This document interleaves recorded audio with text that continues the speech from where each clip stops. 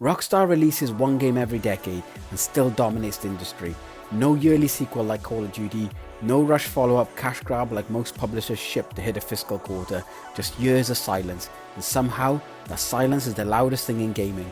The GTA 6 trailers became one of the biggest entertainment events of the decade, bigger than most movie premieres, bigger than most album drops.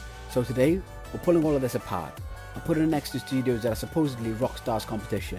Ubisoft, Activision, EA, because the real question is why studios with more money, more staff, more games on the shelf cannot touch them. This is why nobody can beat Rockstar. This fact should terrify every marketing department in the industry. Rockstar barely markets. When GTA 5 launched, it made roughly $800 million on day one, without the huge marketing campaign Ubisoft runs for every single Assassin's Creed, or EA runs for Madden. Those franchises release annually, so they need constant visibility to stay in the conversation and relevant. Rockstar does the opposite. It disappears for years, then lets one trailer do all the work. And that one trailer, 90 seconds long, no release date, no gameplay, gets picked apart frame by millions of people for free, for years. Fans build entire theory channels around a single clip. Compare that to Ubisoft, which now releases so many open world games a year that even loyal fans have started calling it map fatigue. More output, less anticipation. Rockstar figured the inverse. Fewer releases, and each one treated like a cultural event rather than a product drop. When Rockstar does market physically, it blurs the lines entirely. For example, posters pasted onto real Los Angeles buildings that later show up pixel for pixel inside the game itself, so that the ad campaign and the product become the same object. Scarcity isn't the limitation for Rockstar, it's the whole strategy, and it's one almost no publicly traded competitor can afford to copy, because shareholders don't reward silence. Rockstar isn't one studio, it's roughly a dozen studios spread across the globe, folded into a single credit line. Rockstar North in Edinburgh builds the world. Rockstar San Diego handles the animation. Rockstar Lincoln runs the technical support. Nobody outside the company can tell you exactly who did what, and that's by design.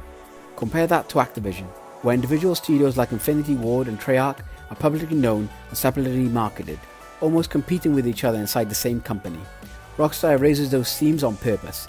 Every studio disappears underneath one unified name, which makes the finished product feel like it came from a single, obsessive creative voice, rather than a committee. According to workforce data, Rockstar global headcount sits at roughly 4,000 to 6,000 people, depending on how contractors are counted.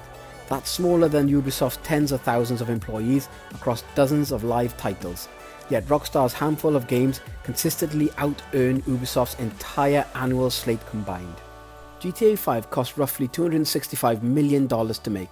Rumours around GTA 6 puts its budget well above $1 billion, potentially the most expensive entertainment product ever produced, ahead of nearly every film ever made.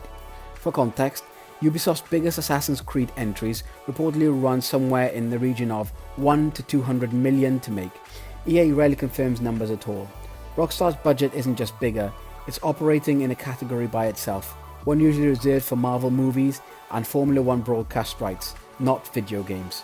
And here's the part that makes the huge spend make sense. GTA 5 has reportedly earned over $8 billion across its lifetime, largely fueled by GTA Online, which is still generating meaningful revenue more than a decade after its release. No Ubisoft or EA live service title came close to that lifespan. Most live service games from the other publishers get shut down within a few years of its launch.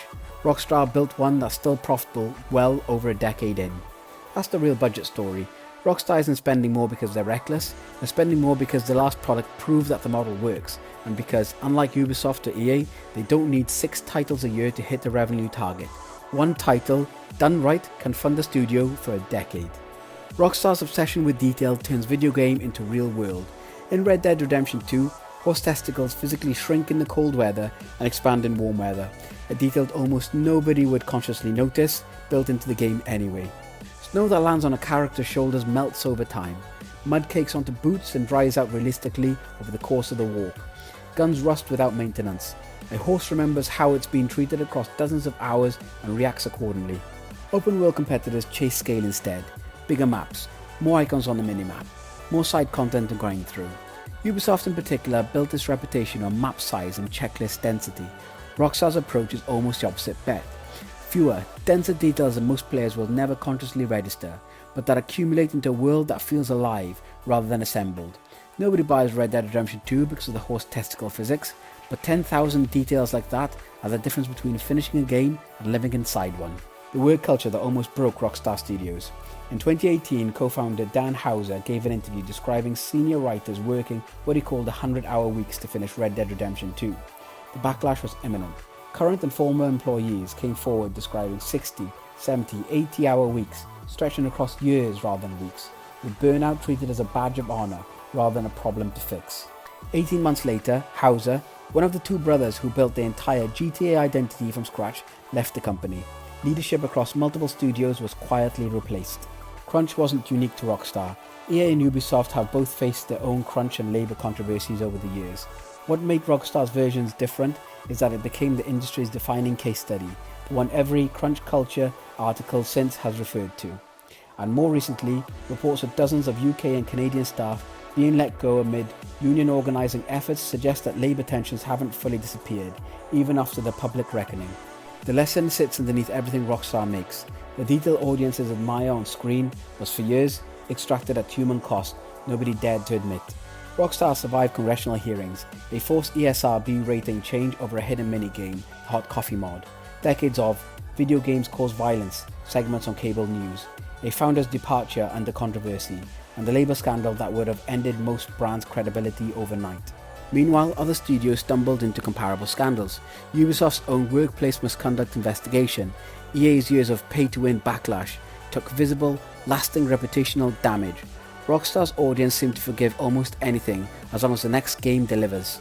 That's the actual moat, not the graphics, not the missions, a reputation strong enough to absorb scandal, survive a founder leaving, and outlast every controversy, because the audience keeps deciding again and again that whatever comes out on the other side will be worth the wait.